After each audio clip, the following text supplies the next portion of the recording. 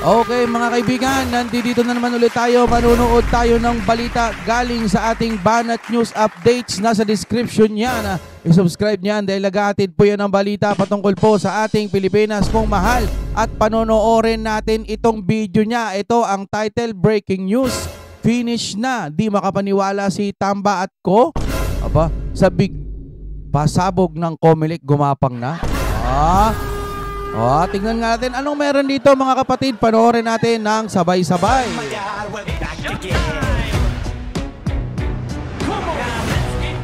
Okay, tutukan natin anong meron dito. Ito ang nakakagulat na balita ngayon. Viral at trending ngayon sa mundo ng social media ang di umano'y balitang. Kung wala kayong ninanakaw sa maraming Pilipino, bakit di nyo ilabas ang tunay na yaman ninyo? Sa isang pambihirang pagkakataon nagsalitang muli at tila napuno na ang TV broadcaster at radio announcer na Ted Pailon. Grabe to mga kapatid. Ito pala yun, ito pala. Here we go. Ito ang nakakagulat na balita ngayon. Viral at trending ngayon sa mundo ng social media ang di umano'y balitang. Sa sample printed ballot na inilabas sa Tacloban, Leyte, kapansin-pansin na wala ang kalaban ni Martin Romualdez na ang inendorso ng dating Pangulong Rodrigo Rua Duterte na si Romelda Nini Bacali. So, ibig sabihin, sa pagkakaunawa natin, ito sana ang makakalaban ni Romualdez, nakaalyado ng Duterte. Wala sa listahan doon, ibig sabihin, hindi makakalaban ni Romualdez. Disqualified kumbaga. Bakit? Ang galing. Kung may makakalaban sana si Romualdez doon sa kanilang lugar, maaaring matalo siya. Wala siyang kalaban. Paano nangyari yon? Paano daw na disqualified? Kasi naano ko na rin tong balita na to Nasulyapan na rin natin Paano raw yun nangyari? Samantalang taga doon naman daw talaga itong kalaban ni Romualdez. Anong magic ang meron? Diba? Tuloy tayo At si Romualdez lamang ang tanging makikita sa listahan. Kaya tanong ng taong bayan, anong nangyari? Pero bago ang lahat mga ka-update, kung bago ka pa lamang sa aking channel, ay mag-subscribe ka na. At huwag kalimutang i-click ang notification bell para mas updated ka sa lahat pa ng bagong videos na i-upload namin. At ito na nga mga ka-update, nawala ang pangalan ni Romelda Nene Bacali na siyang makakalaban sana ni Martin Romualdez sa 1st District ng Tacloban, Leyte. Dinisqualify ng Comelec, dahilan kaya't nanggagalaiti sa galit si Attorney Vic Rodriguez. Dahil wala ang pangalan ni Romelda Nini Bacali sa listahan para kongresista laban kay Martin Romualdez. Nasilipan yan sigurado ko. Ayon kay Nene Bacali, siya daw ay dinisqualify ng Comelec basta-basta na lamang niya nalaman ito. At ito pa ang nakakagulat. Hindi man daw siya ni-notify ng Comelec. Hindi ni-notify ng Comelec na disqualified siya? Nalaman na lang niya wala na siya sa listahan? Question mark ulit yan Ayon pa nga kay Attorney Vic Rodriguez, ay tila kabastusan na ang ginagawa ng Comelec. Hindi man lang binigyan ng notice si Romelda Nene Bacali ng Comelec. So ibig sabihin ba, question mark ulit, pwede nang kontrolin ang Comelec?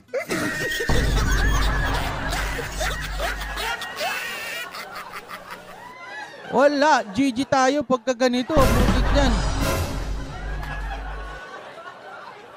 Nasa shock lang tayo, nadadala tayo ng ating damdamin. Bakit? Bakit ganun? Hindi, kalma lang muna tayo. Sige. Kalma. Tuloy tayo basta kalma. Walang due process. Tila hindi nga daw lumalaban ng malinis at patas ang House Speaker na si Martin Romualdez. Basta-basta na lamang daw tinanggal si Romelda Nene Bacali bilang opisyal na kandidato para sa pagkakongresista. Itong si Romelda Nene Bacali. Bakit naman daw ganoon? Kaya't dahil dito ay masasabi lang tuloy ng taong bayan na malamang ay ramdam na ni Martin Romualdez na baka siya daw di umano ay matatalo sa darating na 2025 elections at mukhang tama di umano ang sinabi ng Vice Presidente Inday Sara Duterte na tuwing eleksyon ay palaging nananalo si Martin Romualdez sa eleksyon kasi walang kalaban.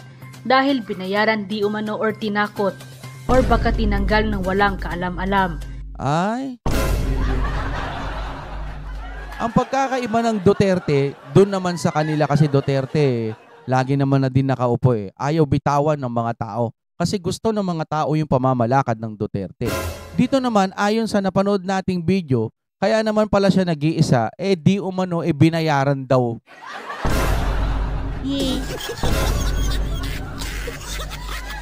Kung hindi binayaran, paano na disqualified yun, no? Doon pa mismo kay Romualdez na makakalaban sana. Grabe na to. Hinala ng karamihan sa ating mga kababayan ay alam di umano ni Martin Romualdez na matatalo siya. At upang hindi siya mapahiya, ay may inilabas siya na milyon-milyon para i-disqualify ang katunggalisanan nitong si Romelda Nene Bacali. Wala. Alam mo, nung kabataan ko pa, no? Ito ay sample lang. Sample lang naman, no? Ang tao, kapag pinakitaan ng limpak-limpak na pera, maaaring mas mataas ang tsansa na magbago ang kanyang isip. Lalo na yung malaking-malaking pera na yon, pwedeng makapagpabago ng kanyang buhay. Lagyan natin ng example ulit. Doon lang muna tayo sa pinakamaliit na bahagi. Halimbawa, isang barangay tanod, no? Nakakita siya ng mga nagsisinghutan. Barangay tanod lamang siya, tapos nahulihan niya may mga nahuli, mga nagsisinghutan, no? Ang gumagamit ng mga illegal powder. Oh. Tapos ngayon, para hindi na lang umimik itong barangay tanod, bibigyan na lang siya ng salapi. Bibigyan siya ng malaking salapi para lang tumahimik na.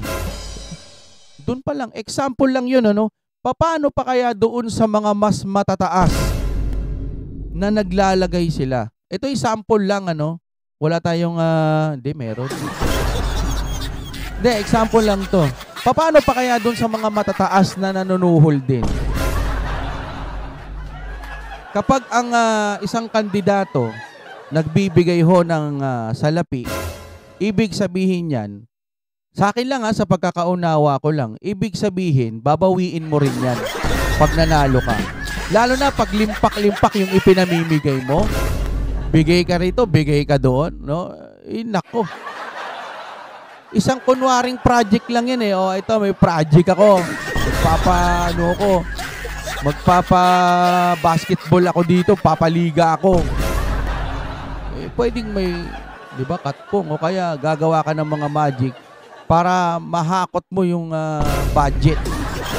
Ito yung sample lang, no? Hindi naman kasi tayo kasing katalinuhan ng mga iba dyan na sobra-sobra ng talino. Hindi na alam kung ano ng mga, na baka lumayo pa tayo, ano? Dito na lang tayo, mga kapatid, kapag maglalabas ka ng malaking pera dahil ikay tatakbo, ibig sabihin lang nun gusto mong bawiin yun. Kumbaga namumuhunan ka no? Base lang ho yan sa ating opinion. Hindi daw dapat ito pinayagan ng 1st District ng Tacloban, Leyte. At tama rin daw di umano si VP Sara. Dapat yung mga tao, wag na lang silang bumoto. No? Sabagay, kahit isa o dalawa ang boto niyan, tatlo, panalo pa rin. Lalo na kung kamag-anakan nila, di ba? Wala. Kung yung mga tao dyan, matahimik lang din sila at wala silang magawa, GG. Durog yung lugar nila.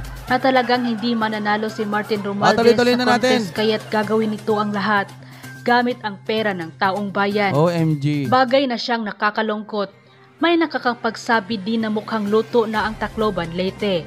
At ang gagawin di umano ng kampo ni Martin ay maglalagay sila ng balota na walang pangalan ng mga kalaban ng nasabing speaker. Tapos kapag hindi bumoto sa pagka-congressman or congresswoman, ang mga botante ay ayos lang sa side ng nasabing speaker. Dahil lahat daw ng loyal sa kanila ay may nakaredy na di umano na balota na kompleto ang pangalan ng mga kandidato. Kaya't mananalo pa rin di umano si Martin Romualdez. May ganun ba? Question mark to Kaya nang lumabas ang naging balitang ito ay hindi naman mapigilan ng marami sa ating mga kababayan na maglabas ng kanilang hinaing at komento sa mundo ng social media. At ayon pa nga sa kanila, dapat talagang papanagutin dyan ang COMELEC sa issue na iyan. Talagang lantaran na ang kanilang pambabastos ng COMELEC at ng Martin Romualdez at ng Administration PBBM sa taong bayan. Maging mapagmatyag po kayo. Ingat lang po, talagang binababoy na talaga ang batas. Dapat imbestigahan niyang COMELEC na yan. Sana imbestigahan ng COMELEC kung bakit dinisqualified si Bacali.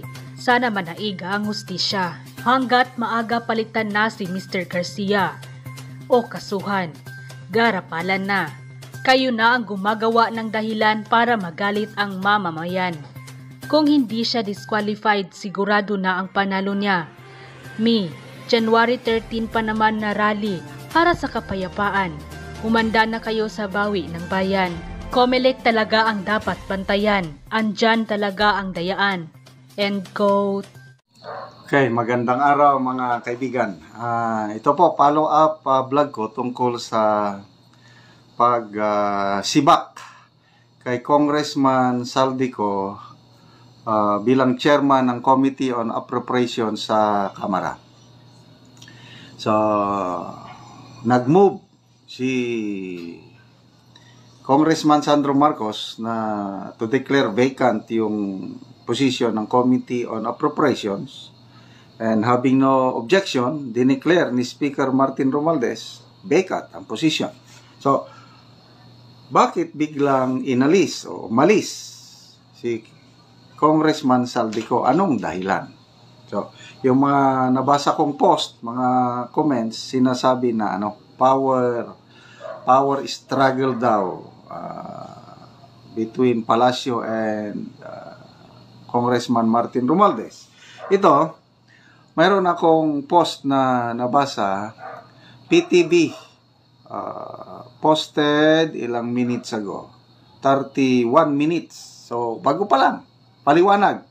Sabi ito, read, in a statement today, January 13, Representative Saldico confirmed that he has stepped down as head of the House Committee on Appropriations. So, nag-resign. Hindi kasi na ipaliwanag doon sa video nakita ko, si Congressman Sandro Marcos, nag-move lang siya to declare vacant ang chairmanship ng Committee on Appropriations. Napaka-importanting committee po ito. Okay?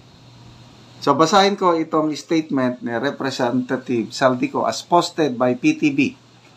Sabi niya, I extend my heartfelt gratitude to the majority in Congress for graciously accepting my decision to step down as chairman of the House Committee on Appropriations.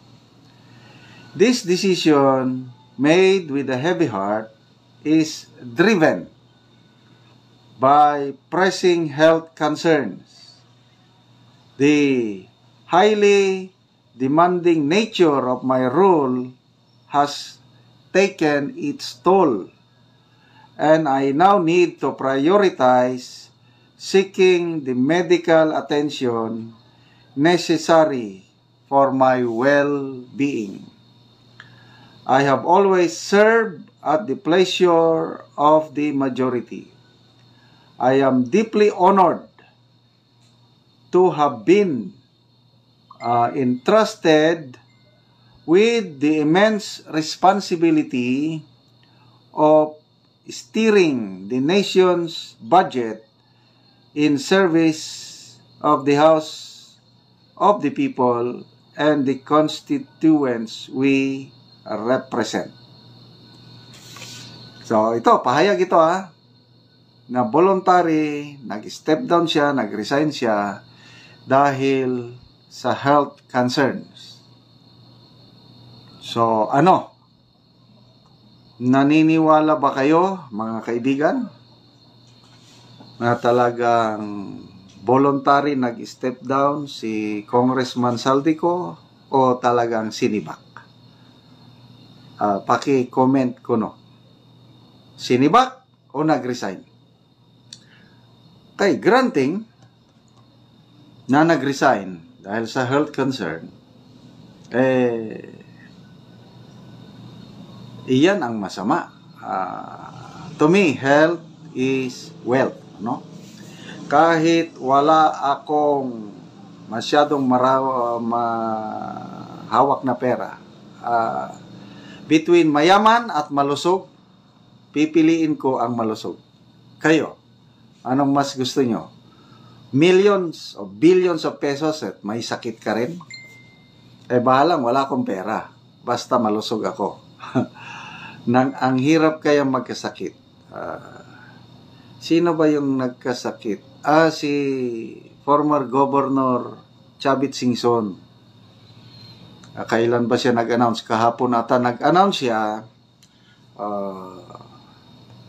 Nag-withdraw siya sa senatorial race dahil nagkasakit siya ng pneumonia. Bago lang siyang gumaling, nagamot na yung pneumonia, at ang advice ng mga doktor, kailangan niyang magpahinga. So ako, nasasayangan ako kay Governor Luis Chavit Singson dahil inendorso siya ni Pangulong Rodrigo Duterte at yung rating niya sa mga survey pataas na ng pataas. At may pag-asa siyang manalo. At kung mananalo siya, to me, I will be very glad kung manalo siya sana, kung nagtuloy at nanalo. Kasi nakikita ko isa siya sa mga senador na tutulong sa napipintong impeachment ni VP Sara sa next Congress. Sa itong Congress na ito, malabo na ma-impeach siya. Kailang sa next Congress, yung susubukan ulit nilang ma-impeach si VP Sara next Congress. Okay, balikan natin dito. So kung totoo na may sakit siya, ano kayang sakit? Hindi naman ipinaliwanag kung anong sakit. Basta money is not everything. Nasubukan ko na rin humawak ng medyo malaki-laking pera. Kailang nung nagkaroon ako ng maraming pera, lalong na gumulo ang buhay ko. Sakit sa ulo yung maraming pera. Lalo na kung pera na hindi mo pinaghirapan. Yung pera na galing sa maling paraan. Na nasubukan ko yan, karma ang nangyari sa akin. Maraming masasamang pangyayari, hindi lang ako, kundi sa aking pamilya, sa aking mga kamag-anak. May dumarating ang pera, kailang ang bulsa ko butas.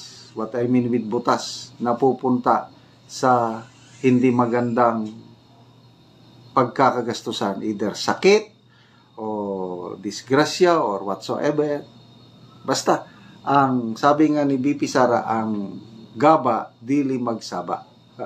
Darating at darating yung gaba. Whatever we sow, we reap.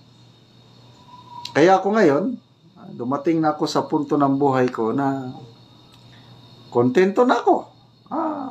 Makakain lang, walang sakit, makatulog ng mahimbing. Ayos na. Tapos wala akong kinakatakutan, wala akong kaaway.